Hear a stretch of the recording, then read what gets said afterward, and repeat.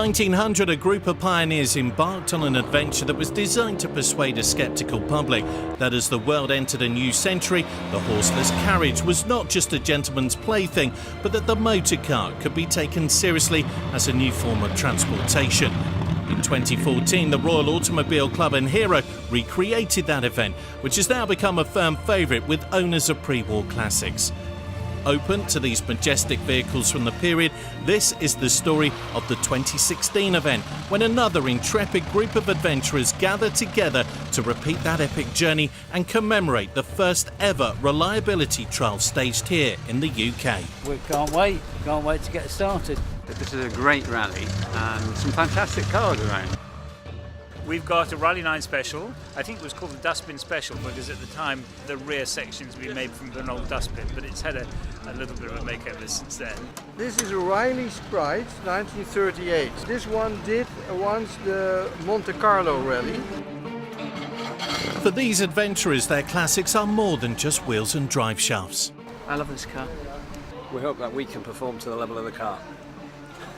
I hope to get to the end without any mishaps.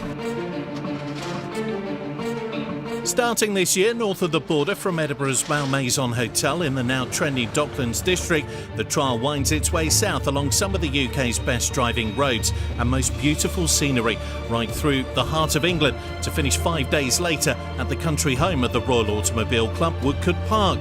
There would be highs and lows, but would all of them make it? The entries this year would include an array of priceless machinery. We are having fun, a lot of fun. First time here with Hero, and we have a great expectation. The car is a 1922 Bugatti. Perfect. We've brought a Bentley called the Bluebell. Started racing in '39 and it ended in 2002. It's the first time we take her for a long rally like this. We hope she's going to be fine. Ben Cousins and Christian Hall would be armed with a Bentley 6 prepared by Bentley ace restorer William Metcalf. We've got the beautiful Shorty here, 4.5 litre Bentley, really prepared for this great event. My co-driver there, Christian, panning in. Hello. I've absolutely no idea what to expect. It's my first one, so yeah, very excited. But for some, even making the start would prove to be a challenge. It won't start. That brush there is completely worn away. This one you can see is a little left. But that's what happens with cars, and that's why we love them. And if we don't get this finished, I'll be pushing it the whole way around. Scrutineering's an essential part of any rally to ensure a car's roadworthiness. I'm checking the integrity of the steering and the spoked wheels, suspension, checking the right carburetor configuration, lighting of course, fuel tank integrity, make sure that the filler cap hasn't any leaks on it or won't leak if the car is unfortunately in an accident. It's a mini MOT basically. With signing on dealt with, the navigators could get on with the serious business of working out the mission ahead. All we're doing is trying to highlight the bits that we think are going to be tricky. And in doing the tests, it just helps me personally to remember which way we're going to go. Do as much preparation as you can and hope that you're going to get it right. That's the theory. Whether it works in practice is another matter. In keeping with the grandeur of the event, it was fitting that the welcome dinner be held aboard the Royal Yacht Britannia. Britannia was in service from 1954 to 1997, and she travelled more than 1 million miles around the globe, and on board was stored Her Majesty's own classic. Car enthusiasts, I give you Britannia's Garage. The Rolls-Royce Phantom 5, this is the one that was used by the Queen between 1960 and 1978 for official state visits overseas. When Britannia was first built, a garage was considered not an optional but an essential because they were always going to need a car. It was felt wherever they were going. As the sun sets over Leith Harbour, the crews relax late into the evening before the rigours of the morning's rally.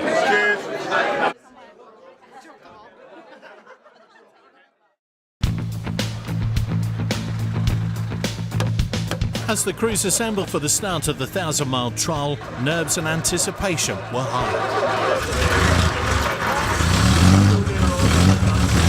A real challenge of man and machine. Very, very tough on the car, very physical for the driver and the navigator as well. I would say so, yeah. We'll try and keep our old cars going. 1,000 miles is a fair old way. The ceremonial start saw last year's winner John Abel in his 1937 Lagonda first away at 9:01, closely followed by a steady stream of exotic machinery, including the priceless 1922 Bugatti Type 13 of Franco Magno.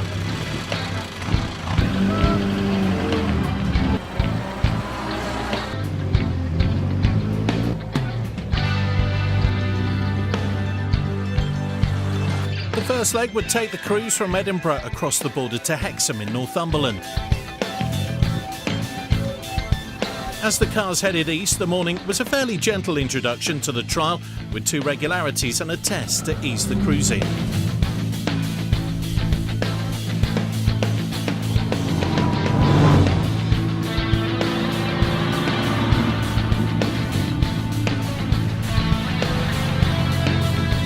Clerk of the course Guy Woodcock had tried to recreate some of the original route from 1900, but with the march of time, many of the roads had changed.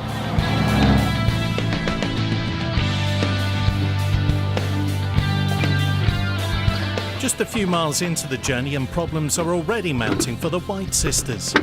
Battery was dying, so we lost on that whole reg. I was doing it without trip and without a clock, so I was kind of guessing where we were going, and then that last little hill was just it. And it just went kaboom.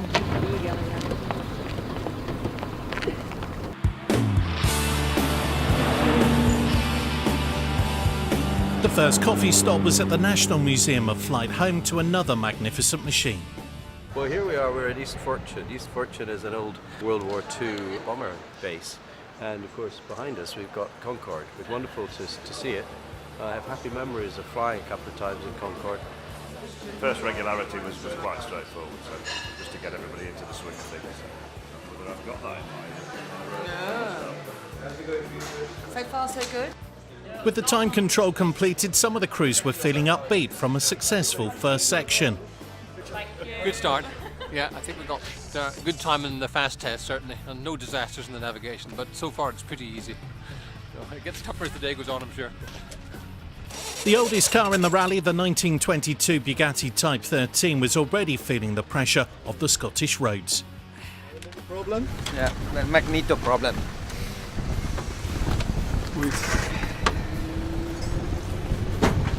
I'm very confident.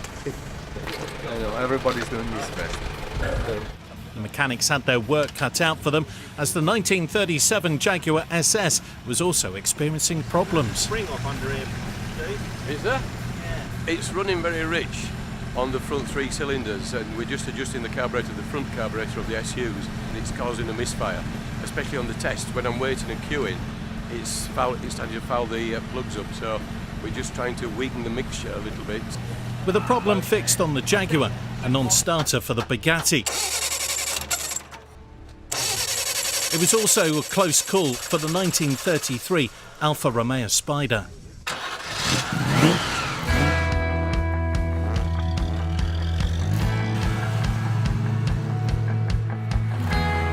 The next section saw the crews complete 2 regularities. You're going in about 20 seconds, Peter. 3, 2, 1, go.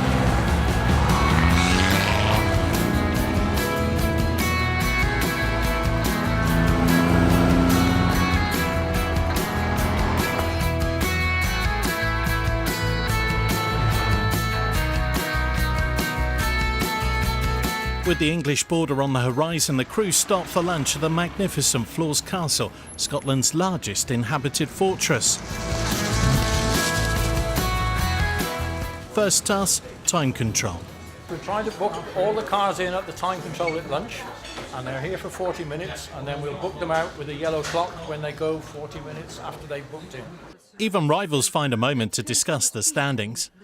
Yeah, this is the overall position, and it didn't look too bad, but I don't know what happened. We're here. That's not too bad. That's all right. But there's nothing in it at the moment.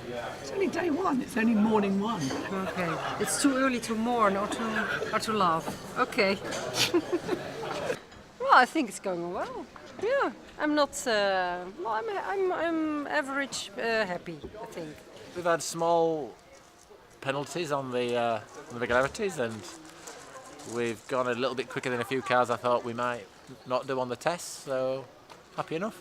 Current leaders Paul Crosby and navigator Andy Pullen in their MGTB have managed to eke out a 1 second lead. But it was John Abel that realised he had to raise his game. I just now need to go faster.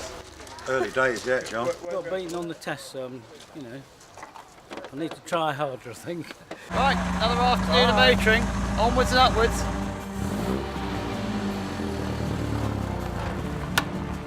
Dr. Wheels clonking.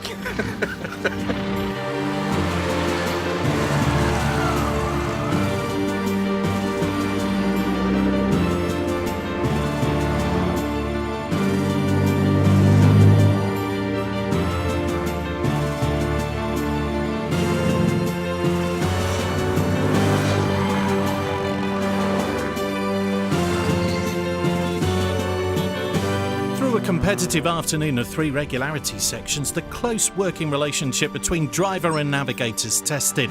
The slightest error in such an evenly matched field can affect the standings.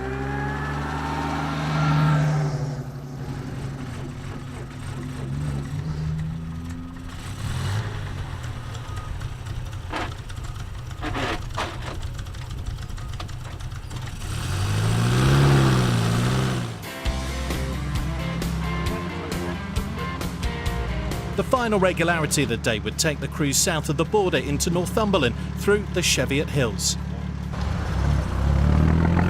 Lots happening. It's been a good rally so far, and we're just improving as the day goes by.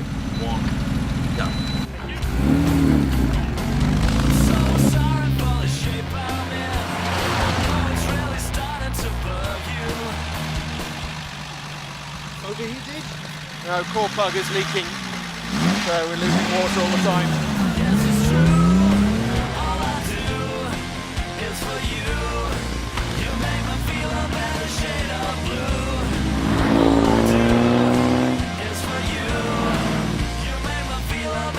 At the end of the day, and with over 200 miles under their belts, most of the crews remain in good spirits. There were some ups and some downs, but enjoyed it. Great fun. Plain sailing. Efficient teamwork on both sides, I'd like to put it down to. It's not tight, and it just lifts itself and then you slide backwards. There's a bit of a misfire when we stop the car and then start it again. And the monit's not working, and the seat's moving about. But other than that, it's great. We had a bit of a scare because on the steepest hill we had so little fuel in it just stopped. At the end of day 1, the lead had changed, with Anderson and Powley in their Bentley Derby overhauling Cosby and Pullen's lunchtime lead. The battle for third place was close, with Paul Wignall and Mark Appleton finishing a mere second, ahead of John Abel and Ian Tully. Sue Shoesmith and Trina Harley were also hot on their heels, only a second off the pack, coming in 5th and chasing hard in their Bentley. It's very early days, so I think there's probably half a dozen people who are capable of winning this if everything goes their way.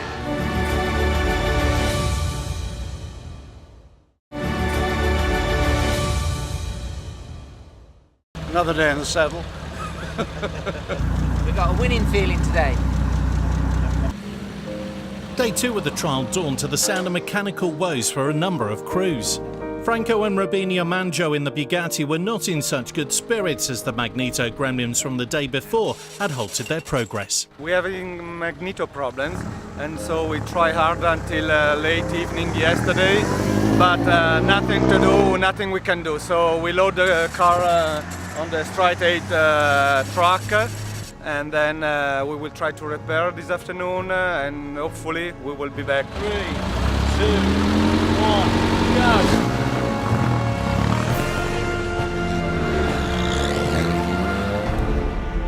The morning's driving activity began with 2 tests to negotiate in the grounds of Slaley Hall.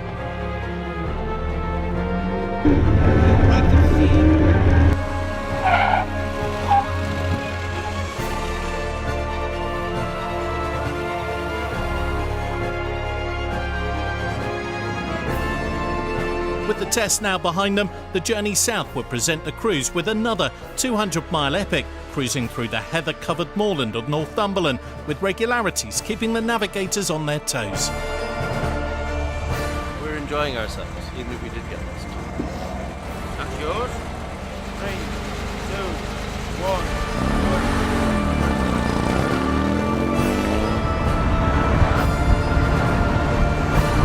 The scenic route took in the moorland landscape of Northumberland and led the cruise to the morning time control and a quick coffee break at the beautiful Bowes Museum with its famous art collection. For some of the cruise, it was a gentle meander around the priceless art collection, but for Thomas de Vargas Machuca, driving the 1936 Adler, his woes were slowing progress. He tried to fix the car last night, and it was okay for a couple of miles. But obviously there needs to be a little bit more work going. So we'll try again, and again, and again, and we'll sort it out. Hopefully by the time the rally finishes.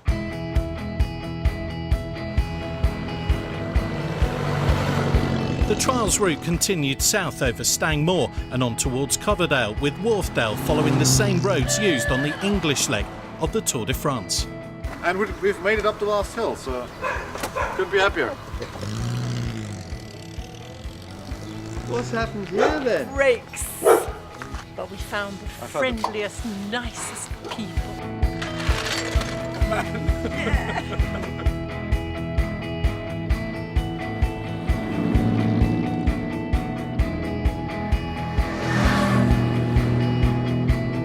And despite the occasional hiccup, the spirit of camaraderie on hero events guarantees that there will always be help from fellow competitors. We run off the road. The road moved in the wrong direction, you know?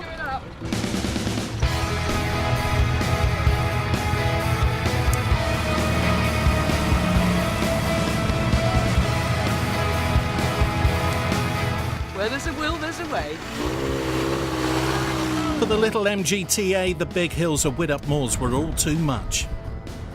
It died going up the hill. The point spring has just broken.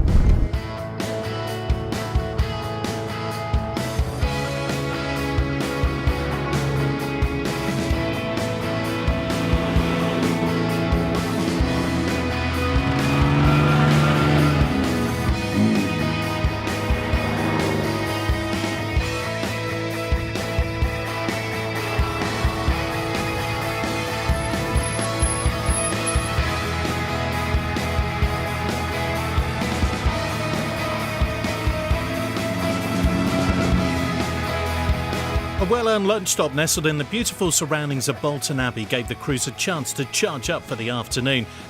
We run out of battery and it's dead, so we have to change it now. But we have a spare battery with us, so we were prepared. We had this brilliant idea at 2 a.m. in the bar, like to swap cars, you know, this is all these ideas regret the next day, next morning. So, yeah, I want to check out the competition. We're just hoping this might improve our performance. I might regret it. We're going to swap back before the regularity because leading people in the rankings, we don't want to damage our performance.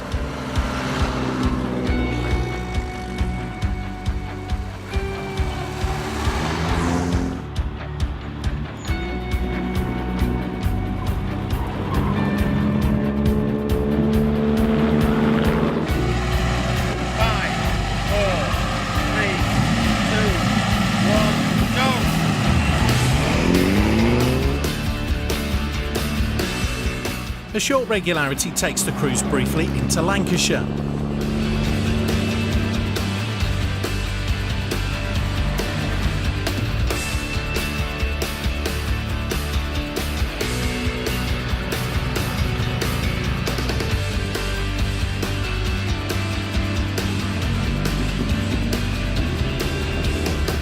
Then on to God's own country, Yorkshire.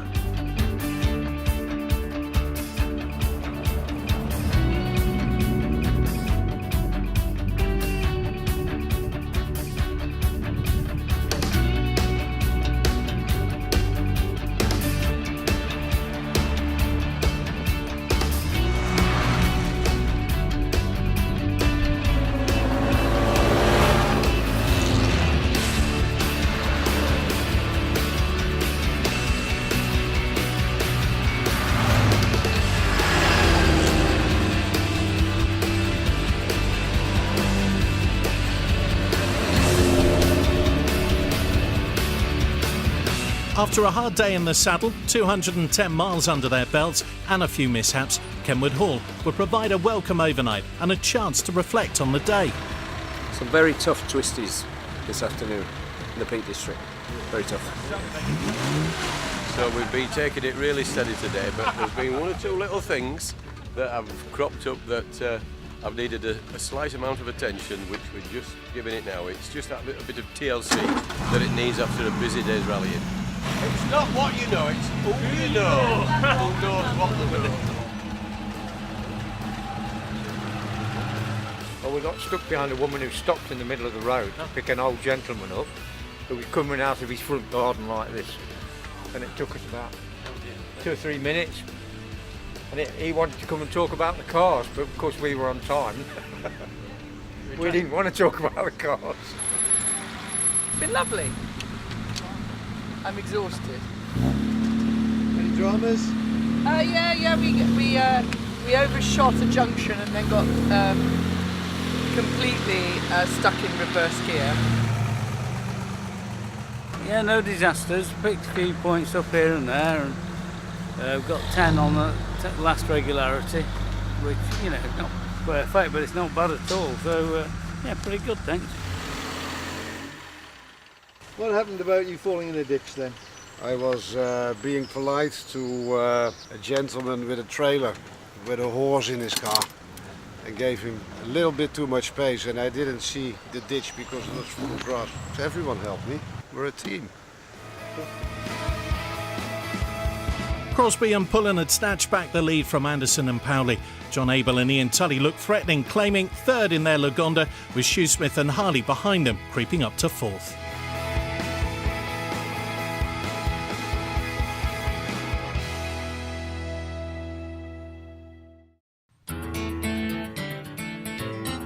A new day dawned for the crews with a total of over 600 miles completed on the rally so far. The cars were really starting to feel the pressure.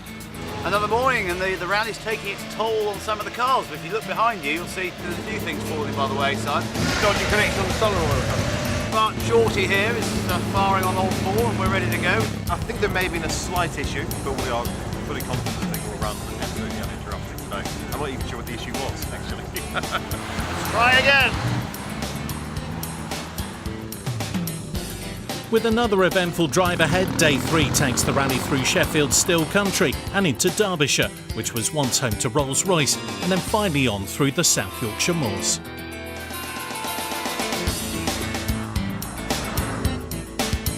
As part of the spirit of the rally, the course director is looking to challenge the cars on all kinds of terrain, and that includes a refreshing dip for both car and driver.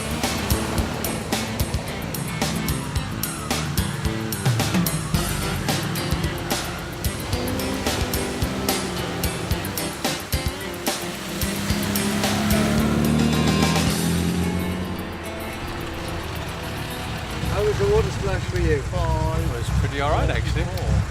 Nice and refreshing.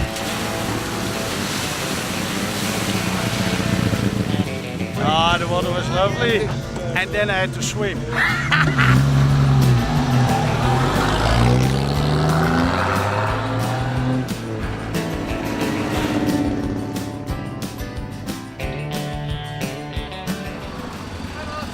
Can you go up to the man with the tub? I'll turn around and come back. A quick cream tea at Tissington Hall and a chance to dry off. We had a tractor at the reverse. The water splash was lovely. It was just a little breath of fresh air on a warm day in the sun. And my wife got a bit wet, but she didn't mind. 10-11 for car 30. From Tissington Hall, it was a short excursion to the next test, one that would have the crew's hearts racing.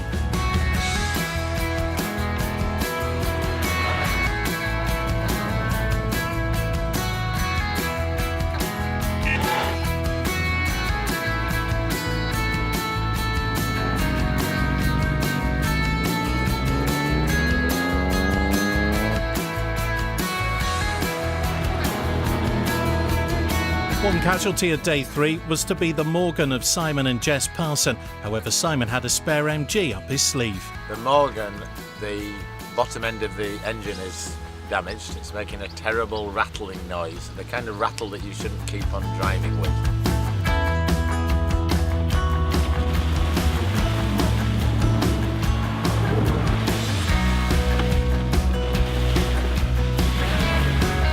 One of the great delights of any rally are the driving tests, when the drivers can ignore speed limits and release their inner racing driver.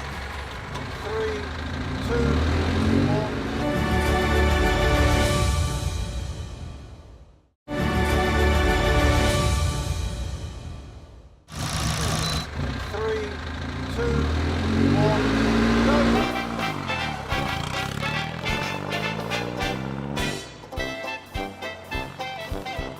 With only 13 seconds separating the top 3 crews, a kart track was the perfect opportunity to test the mettle and close those time gaps.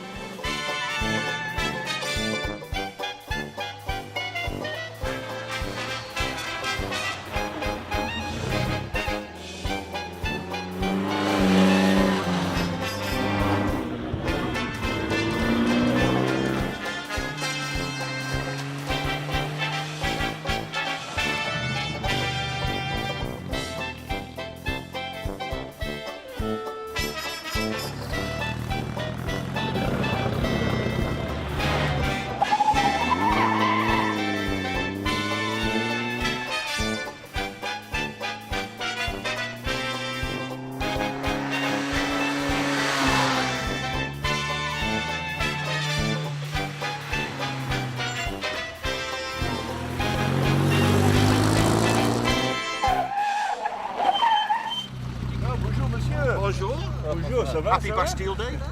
Merci. Vive la France. Vive la France. Are you all right, Bob? No. I'm sure you have all your...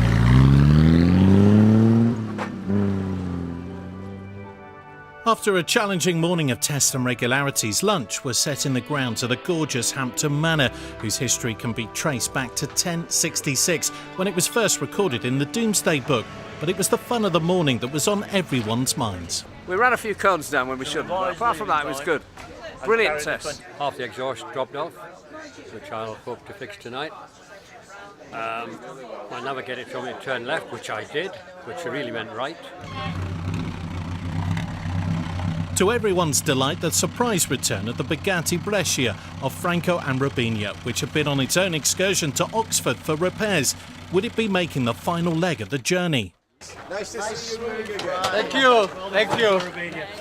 Good to see you back, sir. You have a few... So happy, so happy. We did a long day yesterday, and we are here. We drove all the morning to get back, to be back.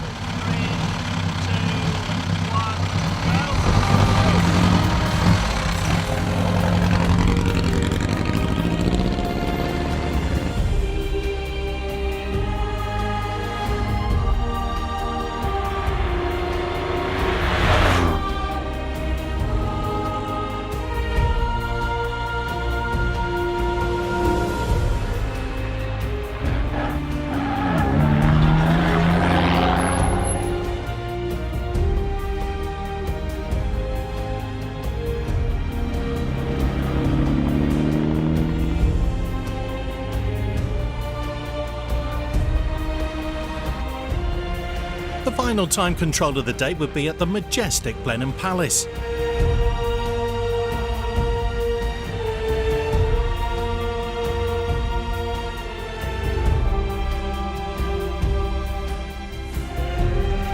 I think it's fair to say we're a bit tired.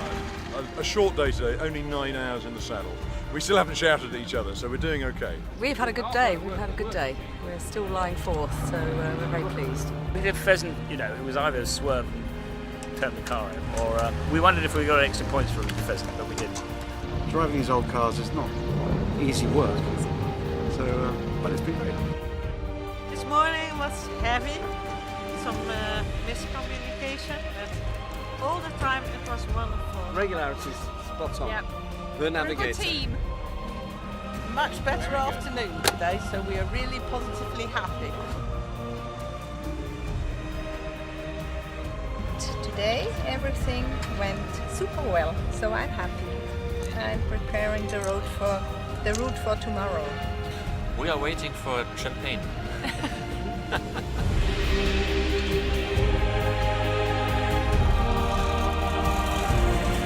By the time the crews arrived at the overnight rest in Oxfordshire, Crosby and Pullen were leading, having survived a few mechanical troubles.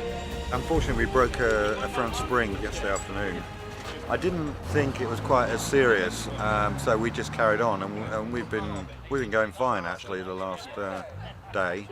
But Peter's just looked at it, and it's a little bit unsafe. So he's doing one of his fantastic, let's call it a bodge, but it's a temporary. Oh, it's a bodge. He's confirmed it is a bodge. An interesting day, full of highs and lows. We arrived to the regularity, and the regularity was closed already. That explains everything. Happier than yesterday, that's for sure. And there's a good chance we'll get to Woodcote Park, which is half the achievement. The little blue Bugatti always draws a crowd and brings a flavour of Italia to the Oxfordshire countryside. It looks like espresso machine, actually. A little bit dirty one. Yeah. It's a grande spettacolo. I keep on saying, why do people go on the continent when you have such beautiful countryside to see over here? It's been like Turner pictures, absolutely brilliant. At the end of day 3, Crosby and Pullen have managed to slightly increase their lead over Anderson and Powley to 12 seconds. John Abel and Ian Tully remained in third, with Shoesmith and Harley refusing to give up fourth.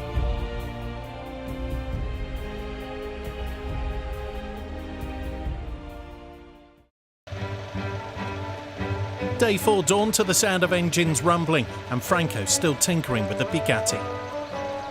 And there was good news for the White sisters in their Austin 7. Little Red's back.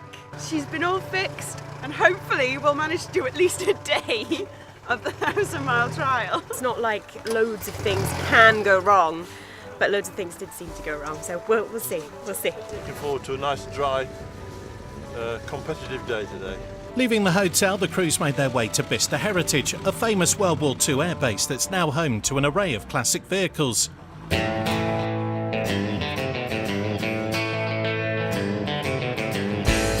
It was also the venue for one of the most anticipated tests of the week. Mind the wheels, please. Okay.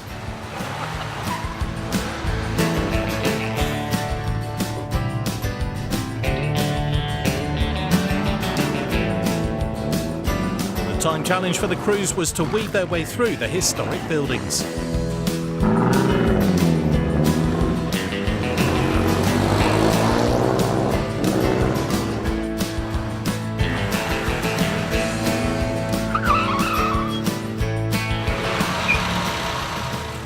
Got an air brake. It's supposed to be down before 093811.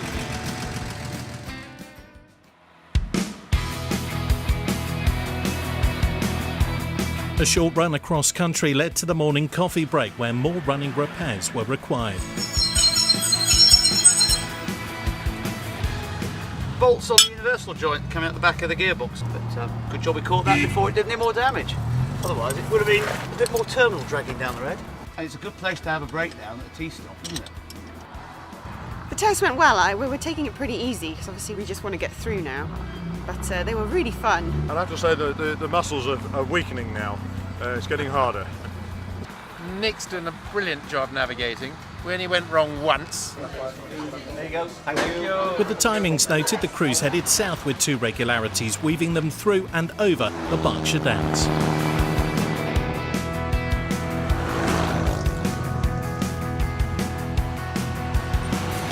Running classic cars is not about high-tech engine management systems. Francis Galashan and Tony Brooks needed all their low-tech ingenuity to deal with this temperamental old girl. Magneto stopped working. The coil is getting too hot.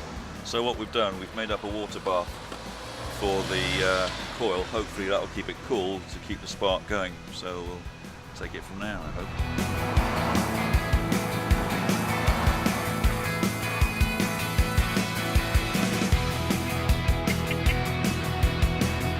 800 miles in and the rigours of the 1,000-mile challenge, the vintage seats of the classic cars and the daily trials are taking their toll.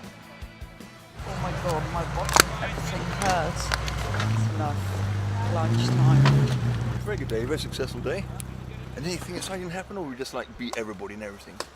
No, we just left the trail behind us, I think. Difficult on the rig. We've been ploughing. It's very difficult on the regularity when there's a car coming the other way on a road that's one car wide. But luckily, we managed to just keep out the ditch. It's prime hay, that. Over lunch at Donington Country Club, it became clear that not all had gone well for Stephen Owen and Niall Frost in their Jaguar SS. Coming round a right-hander on the second test, the half shaft broke off and the wheel just shot off. The car skewed sideways. We were out of the test, and out of the competition. There was no rest for the crews, kept on their toes with more regularities in the afternoon, pushing them through the country lanes of rural Hampshire.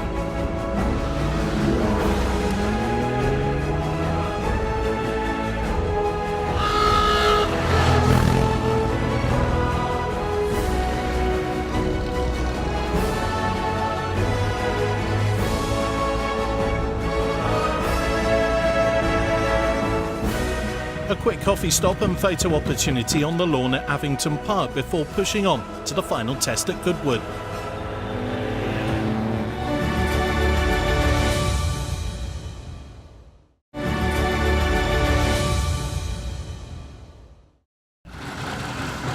It's going to be the fastest getaway you've ever seen. Fantastic, that's what we want.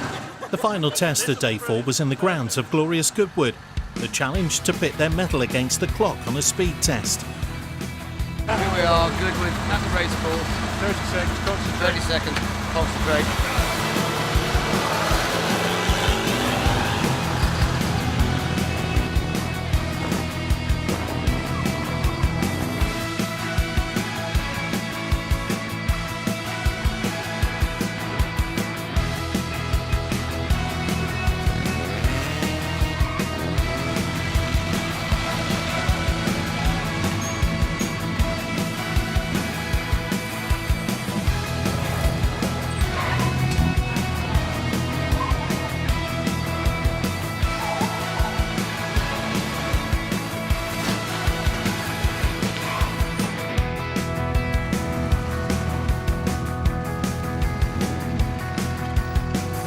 As day 4 came to an end, it became clear that the front-runner favourites had encountered a monumental setback.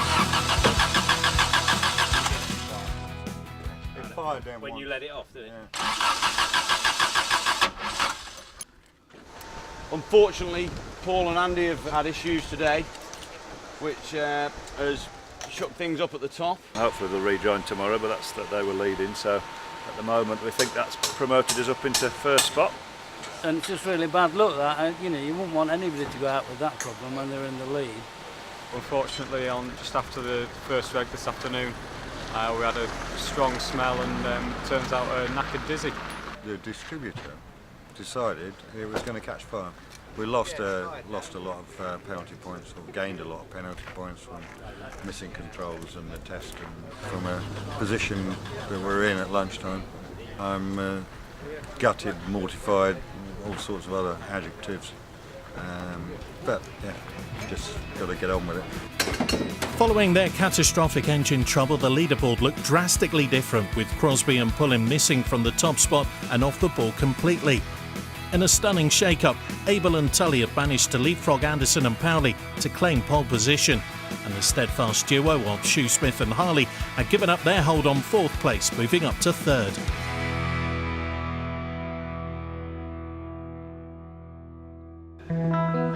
The final day promised a closely fought battle, but after the mechanical woes of the day before, Crosby and Pullen took an alternative approach to the driver-navigator relationship. We're trying a bit of role reversal because we lost so many penalty points, or we gained so many penalty points yesterday. We're in no chance of any sort of reward. So I've got the books and the time card, and Andy's got the keys. So he's going to drive and I'm going to navigate. Losing the rally yesterday, so we'll start for a bit of a laugh. Should be fun.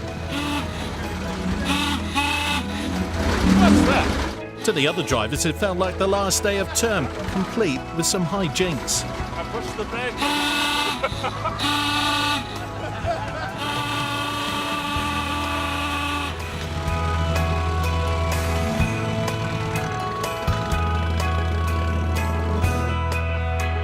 The action started with 2 tests back at the iconic Goodwood circuit.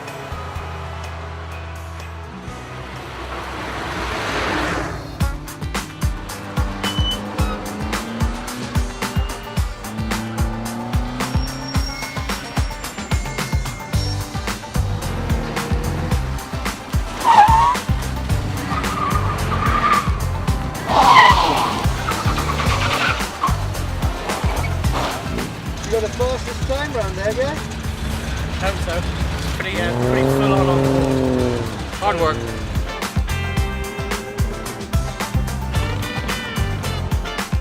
Katerina Kavalova seemed to be collecting as many cones as possible while struggling with some dodgy wiring. These 2 puppets, they put horn on my brake, so every time when I brake, you can hear me.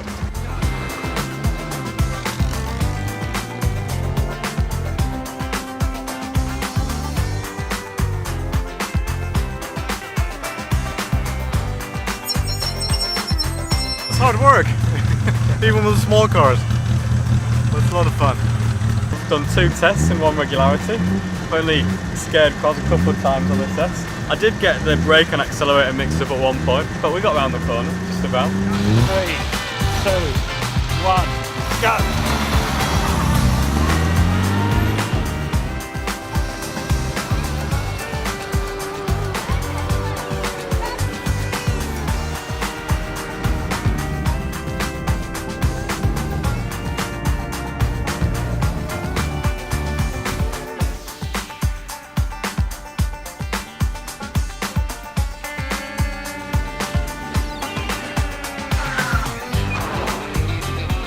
We've had a good morning.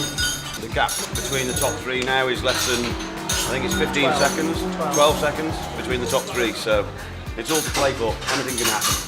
The tests here don't really favour us, they're a bit tight and twisty for us, so we've dropped a few seconds this morning, but we'll keep at it and see how we go. This next one should be entertaining.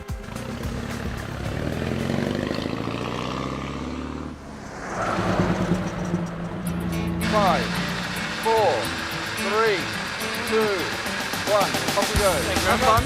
You too. Bye now.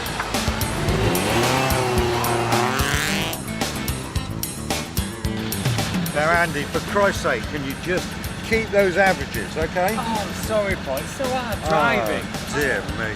Off you go. Good luck. Thanks, Ron.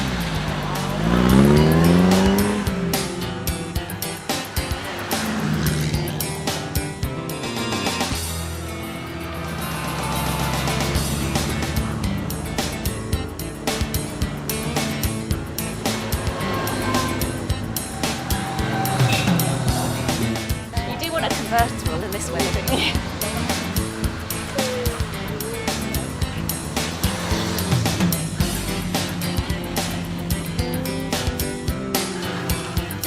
Onwards through the Surrey Hills and to lunch at Denby's Vineyard in Dorking. But while some of the crews enjoyed the welcome, others were contemplating what might have been. Had a great morning.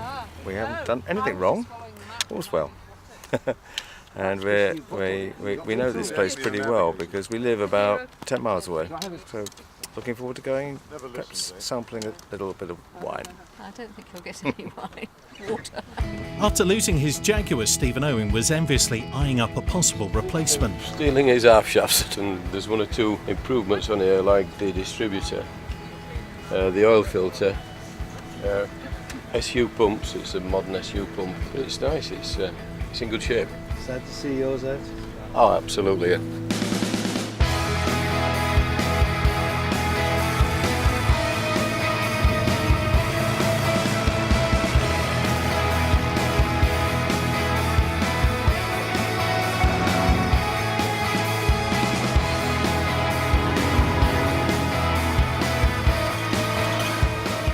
As the drivers made their final run into the finish, news arrived that the frontrunners had been held up by an unexpected wedding procession, handing victory to Shoesmith and Harley. However, due to the large number of competitors who were affected, Clark of the Cool Sky Woodcock cancelled the last regularity, allowing John Abel to seal his 3rd consecutive win on the Royal Automobile Club 1,000-mile trial. Very nervy this morning. Stuart and Lee took time out of us on the test at Goodwood, so we thought that might have been it going away from us, but we just about held it together on the last test and got across the line. The whole thing is just perfect. The guys just put benchmark for all rallies for me. I think rallies for not only pre-war rallies, all rallies. It's just perfect. The atmosphere of the rally is fantastic. All the people are great. The cars are fantastic, and the competition has been fierce. So you've got it all. Ticks all the boxes. So happy. One of the best events in my life. So she deserves a little bit of champagne. Thank you, Hero. Oh, been fantastic. It was really, really awesome. It was very good. I'm just not sure I like driving with a lunatic. My wife Ilona told me in the car, should it go 2 more days please now? It was great fun. Absolutely fabulous. Fantastic. Thank you very much. Cheers. So the final result saw Abel and Tully taking the win. Second place went to Anderson and Powley, who incredibly finished a mere 8 seconds behind. And right up there in the mix, Shoesmith and Harley honourably stepping back to claim third, yet still finishing within striking distance of the top 2. Jane Wignall and Kevin Savage cleared up in 4th, ahead of Steve and Julia Robertson in 5th.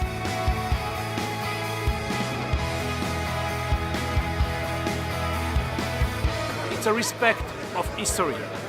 It's a respect and a love of mechanical. It's a respect and love of aesthetical. And at the end, don't forget that it's about pleasure and passion. The winner of this year's 1,000-mile trial, car number 1, John Abel and Ian Tully. Well, ladies and gentlemen, the 1,000-mile trial trophy for the winners. It was particularly nice as we didn't really think we'd get there today after a few incidents this afternoon. So it was a really pleasant surprise to find that we have actually won it. As the festivities continued into the night, the experience and the friendships made during the 1,000-mile trial left everyone looking forward to the next rally.